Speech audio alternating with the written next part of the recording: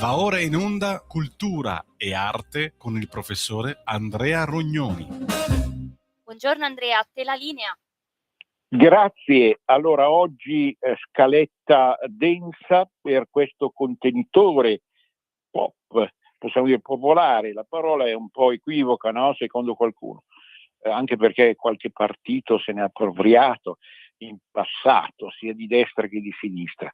In realtà la cultura popolare presiede a tutte le culture possibili e immaginabili. La scaletta 26 maggio, cioè domani, Caravaggio, che è una perla della storia della religione, della spiritualità, sia per chi ci crede, sia per chi non ci crede.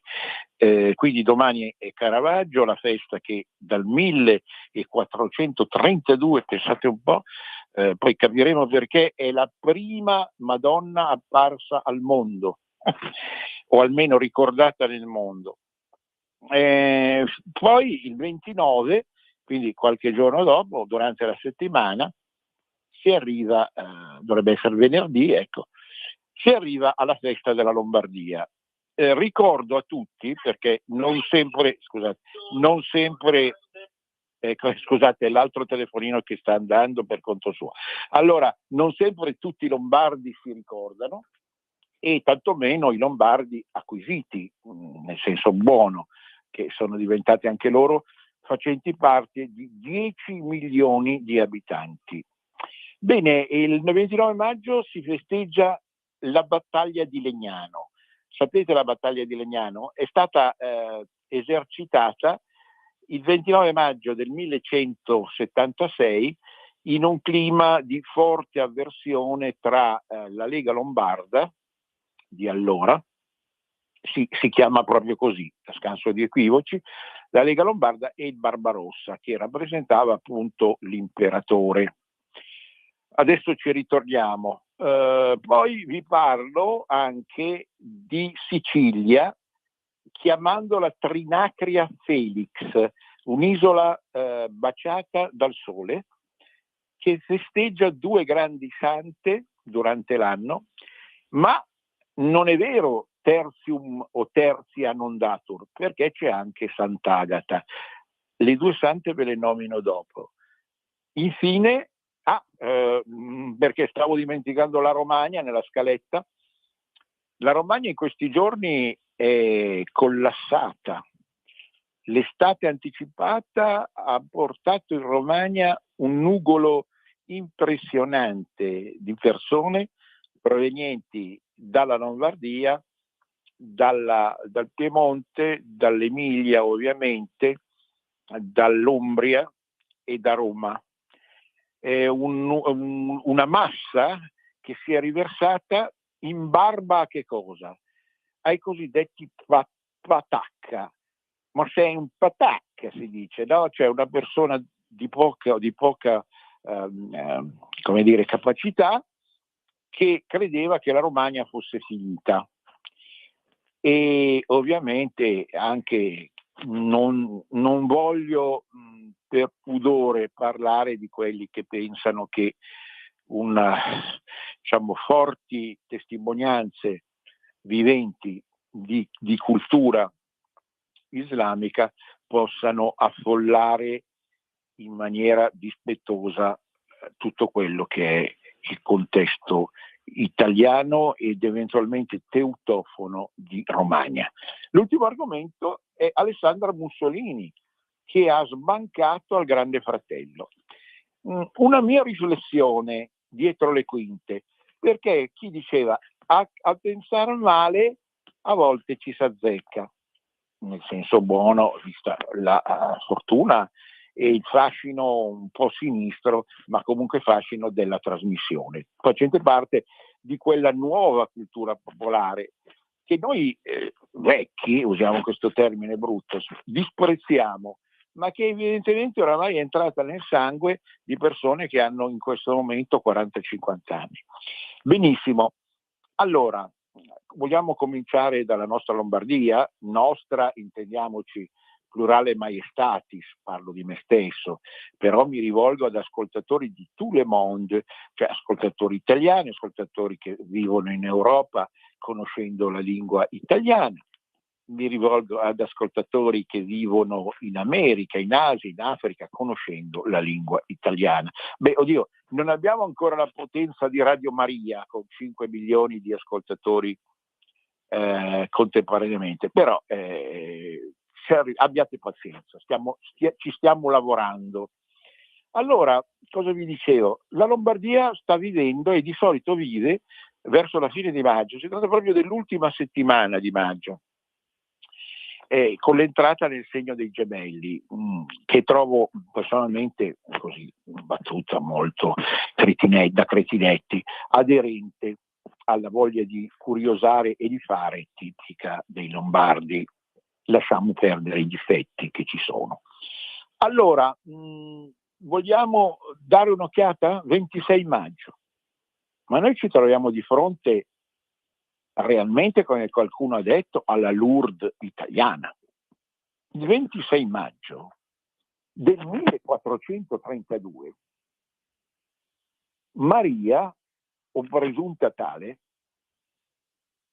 appare a una contadinella della zona dell'Alto Cremasco, Basso Bergamasco, che è Careas, no, si dice Careas in lingua locale, e lì al confine nella Bassa Bergamasca ancora, ma oramai apre al mondo cremasco, e appare ovviamente con finalità di bontà e di amore, per dare conforto a chi allora nelle nostre terre soffriva di fame, era vessata da dolori, lutti, privazioni. C'è una forte analogia con quella che 4 secoli dopo e più, nel corso dell'Ottocento, fu Bernadette, la contadinella della Guasconia. Sempre chiamare anche le regioni oltre che le nazioni, naturalmente. Lourdes si trova in Guasconia. Però c'è un fatto: 4 secoli prima, nel corso del Medioevo, cioè tra 600, 700 e 1300, non erano mica apparse tanto le Madonne. Come mai? Beh, se ci poniamo dal punto di vista cristiano, non è detto che sia quello giusto, ci rendiamo conto di un fatto, che la società, il tipo di culto, le credenze anche popolari, in qualche modo non avessero bisogno di Maria. Cioè, le cose funzionavano così bene dal punto di vista cristiano, non è detto che funzionassero bene anche da altri punti di vista. Cosa accadeva? Accadeva che la presenza miracolosa della Madre di Dio non fosse necessaria.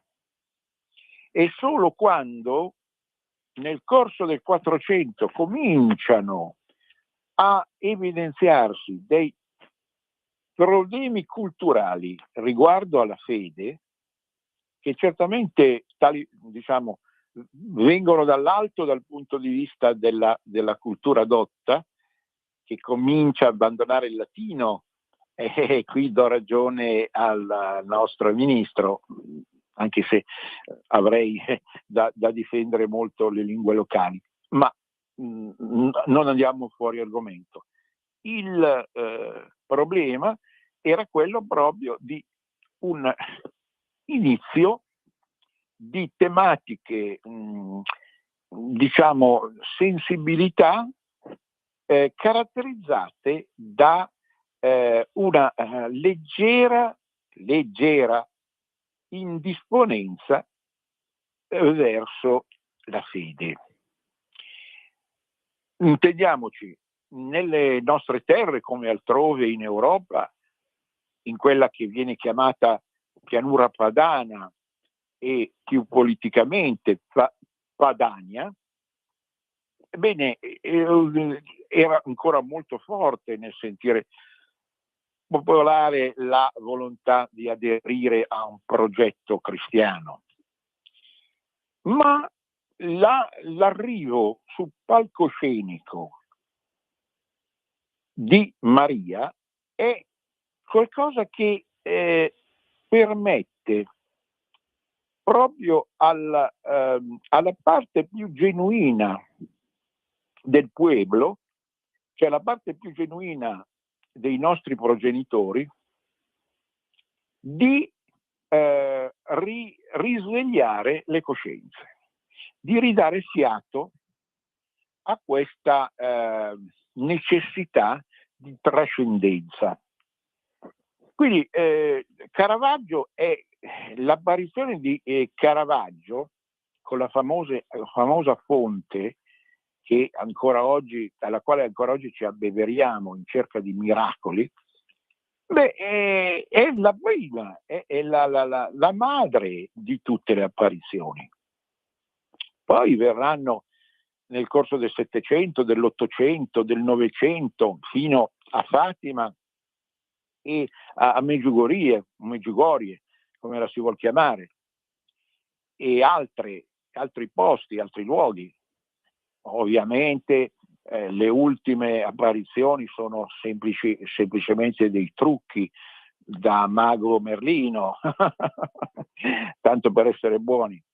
Ma quello che importa è proprio l'evoluzione del costume. E nelle nostre terre, e nelle terre europee in senso lato, in una maniera così chiara non era mai avvenuta. Quindi c'è una fonte, c'è dell'acqua come poi ci sarà a Lourdes, alla Salette, in Francia, eccetera. Diciamo che nel mondo moderno molte apparizioni sono francesi, perché si dice, ma non è detto che sia l'interpretazione più saggia, sono francesi perché la Francia nel Settecento e nell'Ottocento cominciava a diventare un posto un po' infernale, secondo un certo punto di vista. Insomma, libertà, legalité in senso, capito, rivoluzionario, e fraternité. Fraternité che cosa vi ricorda? Egalité va bene, abbiamo capito. Fraternité, la massoneria. Guardate che la massoneria, in maniera palese o occulta, ha divorato migliaia di anime. Ma non lo dico col figlio di padre Livio, ci mancherebbe altro. È una questione culturale dal mio punto di vista. Cioè la massoneria ha operato in modo tale appunto che moltissime persone, a partire dalla Francia per arrivare al resto d'Europa, perdessero la loro fede, perdessero questo rapporto di trascendenza che è anche un rapporto culturale. Quindi paradossalmente, concedetemi la battuta, il mondo islamico di adesso deve ringraziare la massoneria se siamo arrivati a questo punto di crisi della religione, che anche, e al laico interessa più questo secondo aspetto, una crisi di civiltà, una crisi di civiltà, di libertà e di civiltà, ma non della libertà rivoluzionaria, di quella sinistra là di Parigi che voleva sovvertire il mondo. La libertà vera, che è una libertà legata alla dignità dell'individuo, non barbaramente ai suoi diritti e alla voglia di sovvertire l'universo. Detto questo, appunto, non dimentichiamoci domani, 26 maggio, 26 maggio 1432, è la genesi assoluta del risveglio delle coscienze. Naturalmente si può credere e non si può credere, ma ogni evento nel mondo va letto in maniera multipla, non è semplicemente così una follia, una direbbero i napoletani, una pazziata, la pazziata, ecco, di una verginella contadinella che ha le allucinazioni. Non è soltanto questo. Il 26 maggio inizia una settimana che porta poi il 29 maggio alla festa della Lombardia. Cosa successe il 29 maggio?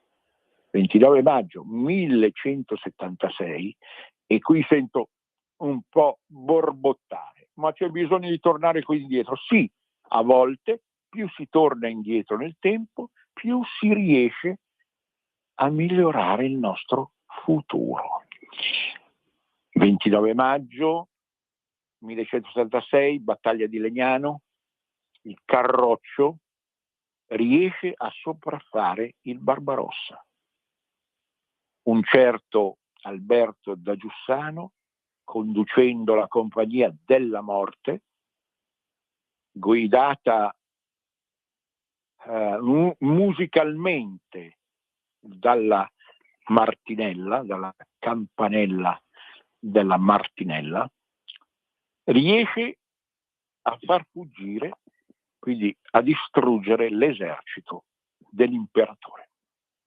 Anche qui, proprio come per Caravaggio, ci troviamo di fronte a un ideale, un archetipo, all'inizio assoluto della libertà.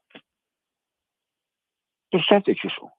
Questo vale non per un discorso, e questo qui io mi rivolgo agli extra lombardi, mi rivolgo in ordine ai veneti, ai piemontesi, ai liguri, agli emiliani, ai romagnoli, ai toscani, agli umbri, ma anche ai romani, ai napoletani, ai calabresi, ai pugliesi, ai lucani, cosa ho dimenticato? Agli abruzzesi, marchigiani, ai siciliani, a tutti, mi rivolgo a tutti gli italiani, perché questo modello di virtù, che purtroppo parte da una guerra, certo, ma quella guerra di allora non la vollero i comuni lombardi, la volle l'imperatore.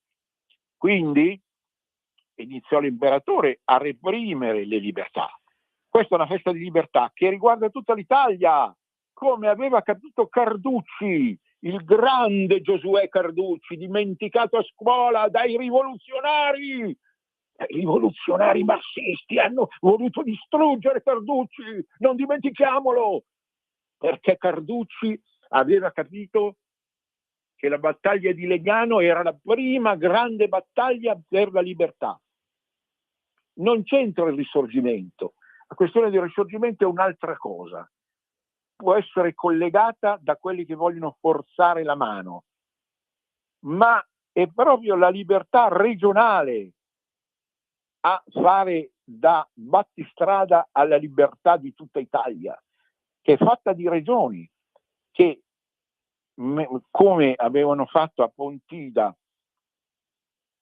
coloro che hanno giurato, 7 aprile 1167, in quel patto c'era il fatto anche degli United States of Italy, che si ribellano al tempo stesso nei confronti di un imperatore straniero, ma anche in un certo senso di un futuribile, rispetto a loro, imperatore di Roma, che nel corso del tempo poi è riuscito a sostituire per un certo periodo l'imperatore tedesco, per poi ritornare assoggettata l'Italia negli ultimissimi tempi a due imperatori, cioè diciamo a Roma ladrona da una parte e a Bruxelles, Strasburgo, ma mi spiace dirlo, Cruconia ladrona. Detto questo, il 29 maggio è soprattutto in nome della bandiera lombarda la festa della Lombardia, perché la battaglia di Legnano è sicuramente decisiva nella costruzione della della libertà in assoluto, anche dell'Italia l'abbiamo detto, ma anche della Lombardia e soprattutto della Lombardia. La Lega Lombarda è fatta di tanti comuni sparsi per la Padania, ma la Lombardia comanda, Lombardia docet, la Lombardia primeggia nel numero di comuni che sfidano il Barbarossa. E quindi il 29 maggio arriva all'esito finale questa lunga storia iniziata 9 anni prima con Pontida. 9 anni di sangue, di sudore, di lacrime, mentre i nostri magici comuni lombardi inventavano la modernità, la zecca comunale, il libero commercio, la borghesia, la nostra amata borghesia.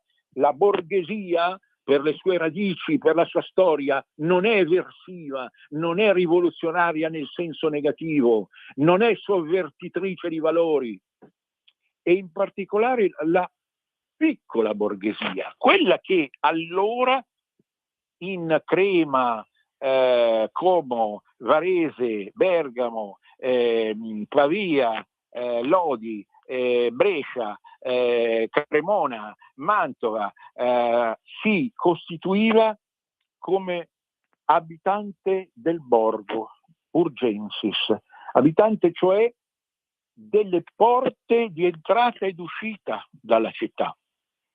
Non è colei che vive al centro della città, come la ZTL di oggi, dove i ricconi votano islamogoscismo, signori. No, era la crème, in senso buono, di chi commerciava per il bene di tutta la città, aspettando l'arrivo delle merci dall'esterno e facendolo riuscire, portare fuori verso l'esterno.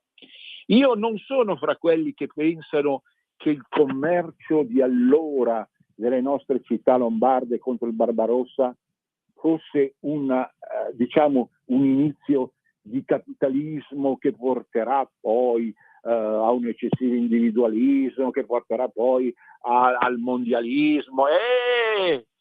Non è così che funziona l'interpretazione della storia. Questi borghesi avevano comunque un forte senso religioso, c'era ancora, come capite, nel centro del Medioevo, ancora non erano apparse le Madonne, e quindi tutto questo va riletto alla luce di una interpretazione attuale che ci deve ricondurre a quel 29 maggio attraverso la battaglia, ma attraverso anche il Palio di Legnano, che verrà attuato entro la fine della settimana e che costituisce la terza perla dei pali italiani, assieme ad Asti e a Siena. Asti, Siena e Legnano. Chi assiste, a me capitò negli anni '80, ero giovane e forte ed ero disposto, finite voi la frase, quindi andai a partecipare alla Gran Kermesse, non come fantino si intende, ma come spettatore. Ma lì la corsa del Palio di Legnano è una corsa che non è solo sport, è inno alla libertà, è inno alla vita, con tutti i rioni. Pensate alla civiltà comunale, pensate a Legnano, che è una piccola città. Questo vale per tutte le città, ma già nella piccola città c'era l'orgoglio dei rioni, questo a Legnano, ad Asti, a Siena. Quindi quell'orgoglio dei singoli rioni, dei singoli quartieri che dicono: esisto anch'io, sono Legnarello, sono quell'altra contrada che voi, esisto anch'io, perché ciascuno di noi è incistato in una comunità, non può liberarsi dalla propria comunità, come vogliono gli attuali mondialisti, come vogliono le forze che in questo momento impediscono non la conservazione, ma la salvezza della libertà. Quindi pensate un po', il 29 maggio, altra riflessione dopo il 26 da farsi, settimana piena di impegni.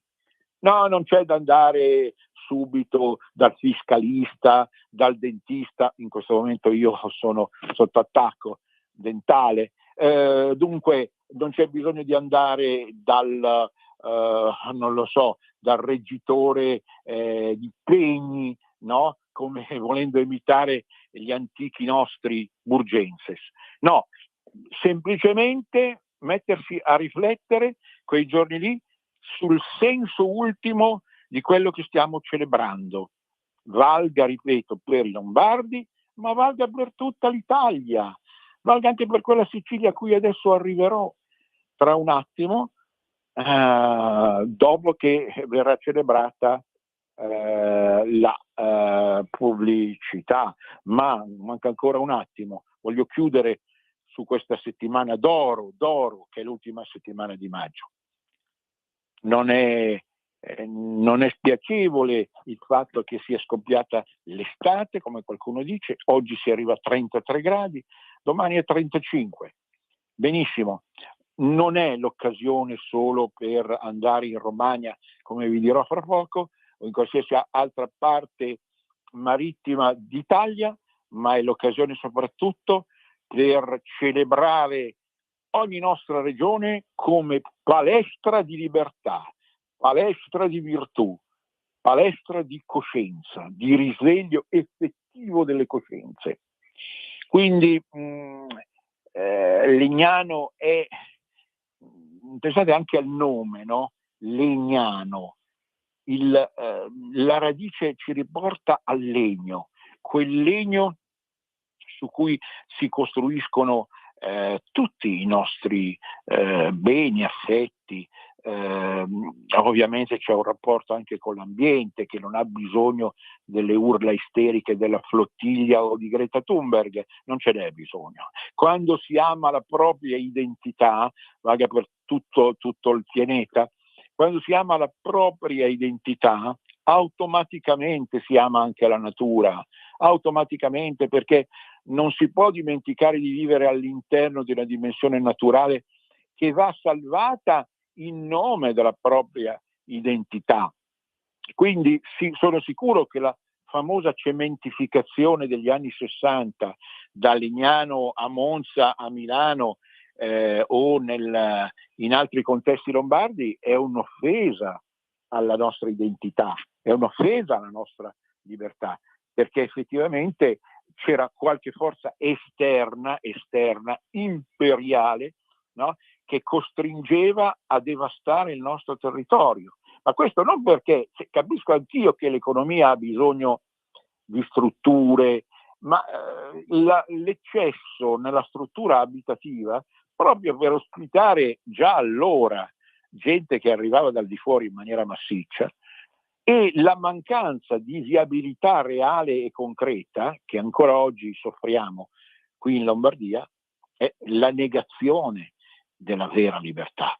Ogni cosa vive secondo una misura, una temperie, una conoscenza, una cultura, e la cultura popolare è quella che vince. Siamo arrivati al break, a dopo. Radio Libertà. In un mondo in cui i mezzi di informazione vanno verso una sola voce, una radio che di voci vuole averne tante.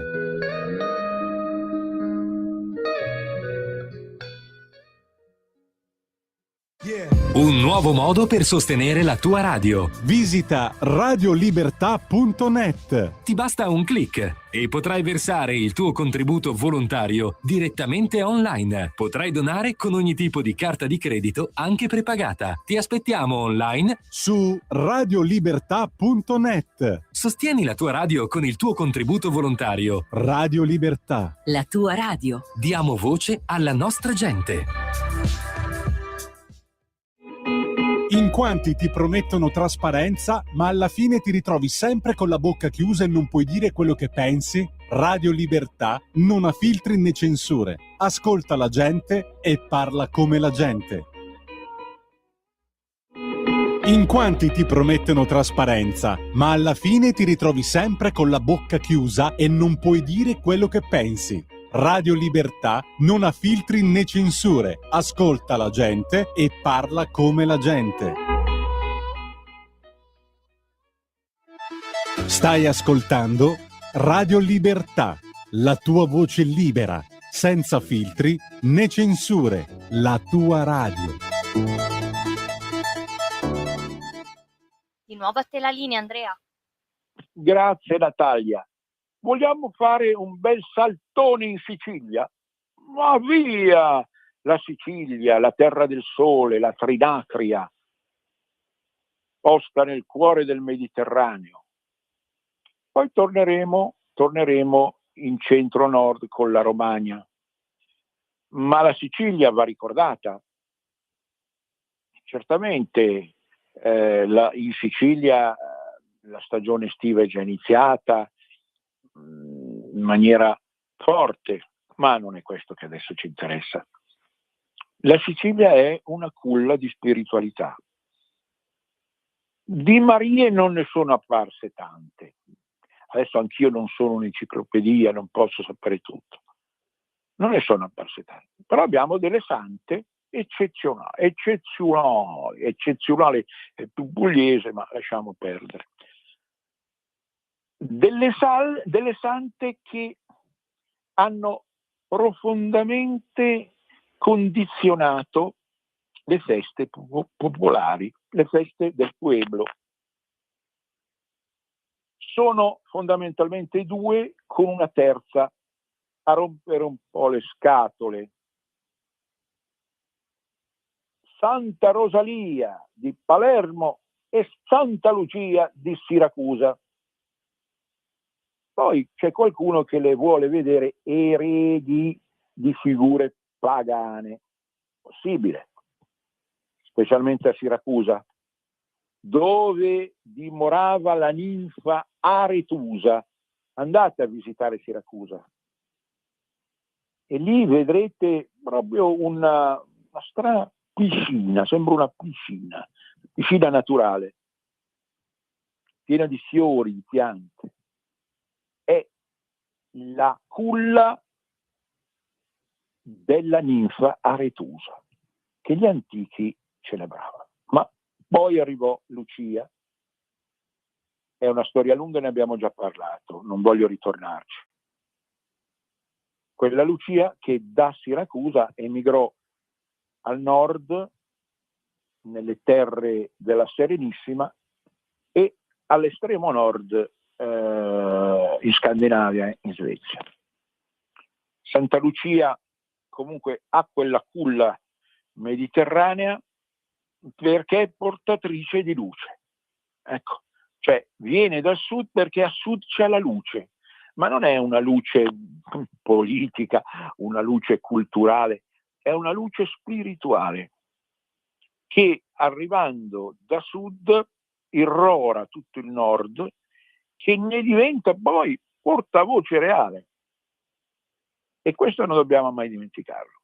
Diciamo, è il processo inverso di Legnano. La luce economica, sociale, politica di Legnano va da nord a sud, quella di Lucia va da sud a nord. Poi c'è Santa Rosalia. La Santa Rosalia a Palermo è amatissima. Cosa ci dice anche qui il nome? Rosa. La rosa, o tutto ciò che ha a che fare con la rosa, riguarda, diciamo, la centralità della spiritualità medievale. Pensate al nome della rosa di Umberto Eco. La rosa era il simbolo più forte non solo della spiritualità amorosa, lo sappiamo. E mi viene in mente Cielo d'Alcamo, Alcamo si trova appunto in Sicilia, che fu il primo poeta italiano, certo del sud. È sbagliato sapere che esistesse solo lui, perché nello stesso arco di tempo esisteva Bonvesin della Riva e i grandi lombardi. Ma voglio dire, la rosa era l'immagine concettuale della vita, dell'esistenza, aveva un valore metafisico. E Rosalia è figlia della rosa. Pensate anche al colore delle maglie di calcio. L'ho già detto 10.000 volte, non mi interessa chi vince la partita, non me ne frega niente. Ma i colori delle maglie sono immagini di profondità simbolica. E quindi rosa e nero, la maglia del Palermo, rosa per Santa Rosria, e nero perché comunque c'è una dimensione funesta in quella città. Ma non è ironia la mia. Voi passate dalla città, servizio continuo di 24 ore, un sacco di imprese funebri, ci sono anche nelle altre città, ma lì è più marcata la cosa. Sto dicendo in senso positivo, sapete. Cioè c'è un rapporto con la dimensione mortuaria, macabra delle cose, che induce a una riflessione sulla spiritualità stessa. Mi viene in mente Il Gattopardo, che è uno dei più bei libri della storia umana, Il Gattopardo. Ora, è proprio questo che vi voglio invitare a pensare. Il concetto duale fra Lucia da una parte e Rosalia dall'altra, che viene inficiato da una terza personalità, di cui abbiamo parlato a febbraio. Sant'Agata di Catania. Sant'Agata. Ricorderete Nino Ferrer, questa è la cultura popolare. La cultura popolare collega il sacro col profano. Agata, tu mi tradisci! Agata, com'è pastoso questo nome e come in qualche modo diventa alternativo alla Lux di Lucia e alla Rosa di Rosalia. È qualcosa di più terreno, di più terrestre, ma al tempo stesso ci riconduce alla missione della santa, che l'abbiamo detto, protegge tutti quelli che fanno i tessitori o tessitrici e più in generale le spose. Diciamo che Santa Lucia è più dedicata alle vergini, Santa Rosalia alle persone che hanno maturato un'esperienza oramai umana, quindi alle persone più anziane e che hanno bisogno di un rapporto a maggior ragione con la freschezza della rosa. E infine Sant'Agata è proprio dedicata alle partorienti, alle giovani spose. 3 sante femminili, non femministe chiaramente, però, lo dicevo prima, Trinacria Felix. Cioè la Trinacria, come all'altro capo dell'Italia, no? C'è la Lombardia, che ha dato, ve l'ho detto prima, quel ben di Dio che vi raccontavo, dall'altra parte c'è la Trinacria, c'è la Sicilia, che è diventata una regione autonoma in virtù di questa cultura. Ma adesso non fate i soliti ironici, i soliti satirici, lo sappiamo poi che ci sono 10.000 problemi, però questo non inficia la struttura, oserei dire archetipica, delle nostre regioni, che hanno una ragione d'essere, no? Non a caso in questa radio c'è regionando, non ragionando, regionando, no? Del caro collega che lo conduce il martedì. Quindi quello che voglio dire è ritornare a capire il senso ultimo di una scommessa con i concetti, la dimensione strutturale, in senso culturale delle cose.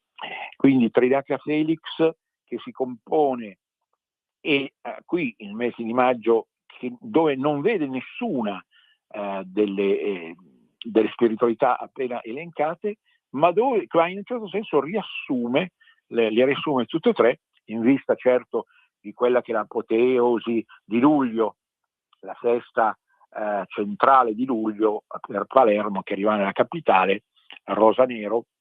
A proposito Catania è rosso-blu, è il rosso del sangue e il blu della pienezza del matrimonio, mentre a appunto Lucia ci riconduce a dei colori più chiari, verginei. Allora, finiamo questa siparietto sulla Sicilia e quindi aspettiamo la festa di Santa Rosalia. Io ne ho già parlato, ma vorrei magari verso la fine di giugno spiegarne i motivi più profondi, assieme ai riti e ai miti che la conducono. Benissimo, la Romagna. La Romagna sta vivendo un periodo particolare. C'è stata un'alluvione disastrosa negli ultimi anni, una serie di alluvioni disastrose. Secondo me, diciamo, adesso voglio andare sul leggero, gestite malamente dalla regione Emilia-Romagna, ma mi fermo qui. La Romagna è la terra dei bagnanti, tante volte vi ho detto, ma andate a visitare San Leo, San Marino, andate a visitare le Rocche, andate a visitare tutta la Romagna più interna, naturalmente troverete dei tesori meravigliosi. Però è indiscutibile il fatto che sul piano dell'immagine la Romagna rimane terra di bagnanti. Beh, che cosa ci hanno raccontato? Che cosa ci stanno raccontando i telegiornali? C'è un vero boom, un boom di tutto esaurito a fine maggio. Forse perché, come diceva l'antico poeta, carpe diem, cogli l'oggi, che del domani non c'è certezza. Vi aggiungo qui in realtà un altro poeta fiorentino che chiude questo discorso, no? Col carnasciale. Ma a parte la poesia, la Romagna è vocazionalmente terra di bagni, è vocazionalmente terra di diluvi, dico non solo per i vecchi che non vogliono più nuotare, ma è terra in cui se non viene riempita la spiaggia partono i più brutti improperi dell'umanità. La spiaggia va riempita, la Romagna è vita. E pensate che parla uno che è andato a Viareggio nella sua vita, soprattutto, e poche volte in Romagna, però le volte che sono stato in Romagna ho visto una vivacità, una voglia di vivere, di amare, di sentire, di cantare che non ho visto da nessun'altra parte. Per cui questa notizia del pienone romagnolo unisce chi? Unisce i patacca da una parte e quella spada di Damocle che ci arriva attraverso l'abbigliamento ispirato a una certa religione estranea alle nostre tradizioni, che chiede spazi per chi evidentemente non vuole denudarsi, attraverso un moralismo becero, secondo me, becero. Ora, la vittoria Patacca è la vittoria contro i Menagrano, che vogliono sempre che tutto venga distrutto, tutte le cose belle siano distrutte. E dall'altra parte però non c'è nessun adombramento dell'arrivo, attenzione alle mie parole, del duce cattolica che ne vuole fare il centro del mondo, per carità. Poi sulla famiglia Mussolini arriviamo alla fine. Ma questo discorso delle spiagge che trovano nuovamente il loro senso di vivere è fondamentale, perché anch'essa è una risposta alla crisi, è una risposta non solo alla crisi economica, ma alla crisi della civiltà italiana, che sempre si è ritrovata in Romagna d'estate come un appuntamento d'amore. chi viene dal nord, chi viene dal centro, qualcuno arriva anche dal sud. Io feci un convegno a Rimini, non mi riferisco al convegno legato a Guareschi, era un altro convegno a sfondo esoterico di anni e anni prima, nel corso degli anni 80, e mi vidi arrivare delle persone da Napoli che chiedevano il senso ultimo di un ragguaglio sul senso ultimo delle cose. Quindi è certamente una centrale operativa di tutto il paese, Rimini, col suo accento comunque di antica origine celtica, che ritroviamo nel film Amarcord di Fellini. Ma ora la spiaggia, diciamo così, all'italiana, e qui chiaramente sempre ad avvenì il meglio, no? Come dice con altre parole Antonino Danna.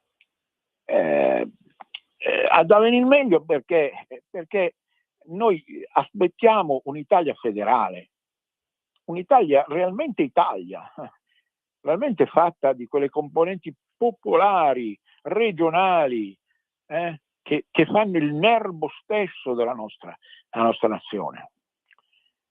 Di una nazione che non è compiuta, non è ancora compiuta. Soltanto il federalismo può far raggiungere la maturità.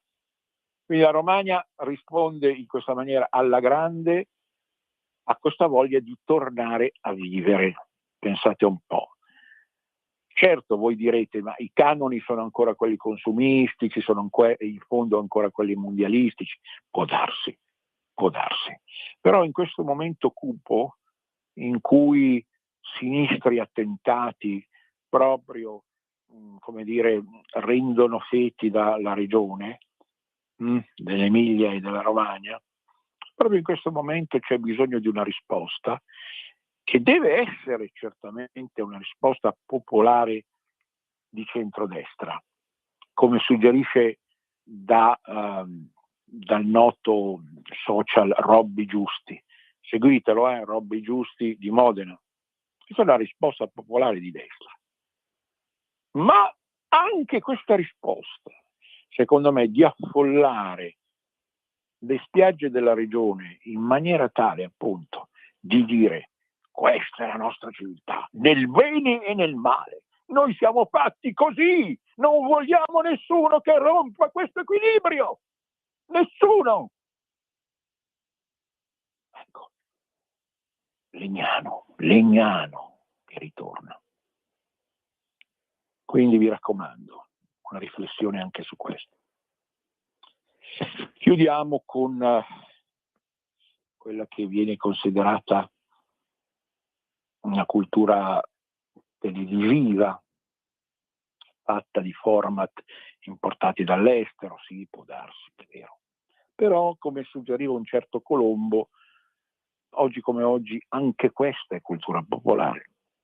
Cioè è importante capire il pluralismo della cultura, un pluralismo che non va sottovalutato, perché anche attraverso alcune trasmissioni televisive, moltissime sono in crisi perché i social hanno vinto, no? È palese, però alcune trasmissioni resistono da 26-27 anni.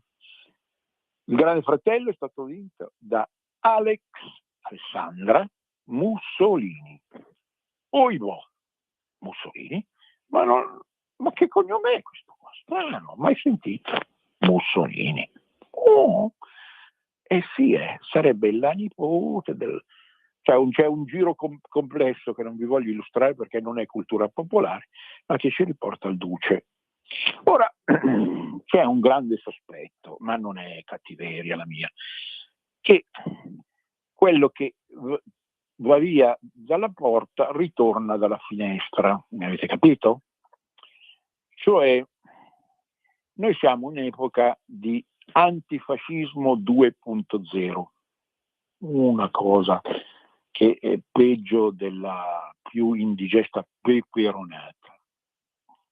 Ora, attenzione, ci sono delle figure al governo che in maniera forte smentiscono l'eredità fascista, la smentiscono, perché si cerca, non sempre vincendo, di attuare leggi che comunque ci portano verso una dimensione di libertà, di emancipazione, appunto di federalismo, oppure di riduzione di quelle che sono, come dire, i balzelli inutili della burocrazia o dell'economia.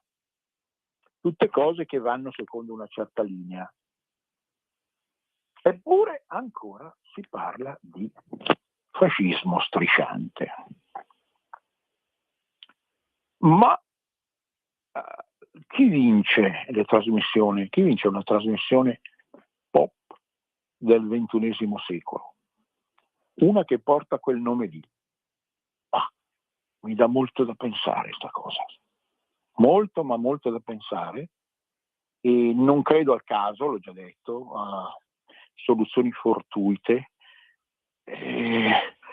Anche qui occorre riflettere, occorre molto riflettere. La figura è una figura non sempre simpatica, a volte indisponente.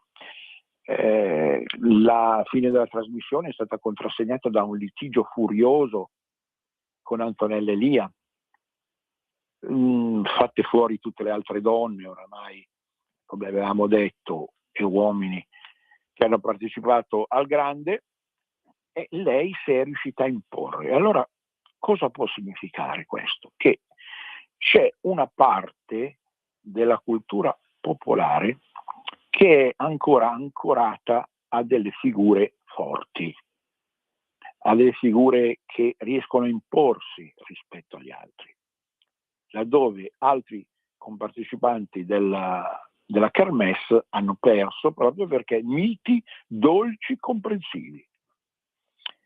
Spesso e volentieri questi fenomeni di appiglio alla severità e all'autorità nascono dallo sconforto e dall'insoddisfazione. Quando le cose non vanno bene, certamente, quando non si riesce a far quadrare i conti, quando c'è un'insoddisfazione di fondo, naturalmente. Ma non dobbiamo cadere in un errore di prendere la soluzione, questa soluzione del problema, come la vera e unica soluzione. Ci sono altre soluzioni che passano sempre anche dall'immaginario, perché come qualcuno ha detto oggi la società vive di immagine, anche la politica, non si può negarlo.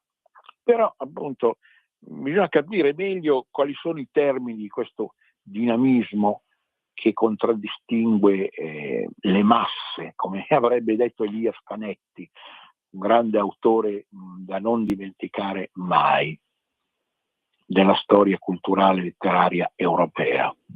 Quindi, in conclusione, l'esito del Grande Fratello è al tempo stesso illuminante e sconfortante, allarmante, perché c'è un passato che non muore, un passato che non è mai passato. Ma come mai? C'è sempre come un rigurgito, parla qualcuno che soffre di stomaco, il sottoscritto, c'è sempre come un rigurgito acido che viene su. Ma perché? Perché non si sono ancora risolte delle cose in Italia, né a livello di cultura popolare né a livello di cultura adulta, a livello di società, a livello di struttura complessiva. E quindi da questa radio, come emerge anche da tantissime altre trasmissioni, arrivano in realtà delle proposte per salvare il salvabile, non solo, ma per riuscire veramente a dare un senso ultimo alle cose che stiamo effettivamente vivendo. Abbiamo fatto un po' a volo d'uccello un po' tutto per capire perché le cose stanno andando in una certa maniera e che cosa in qualche modo dalla cultura popolare possiamo avere come suggerimento. Viva Careas, viva la festa della Lombardia, viva la Trinacria Felix, viva la Romagna più autentica. Un grande abbraccio a tutti. Venezia risorga, risorga Venezia per sempre, per sempre.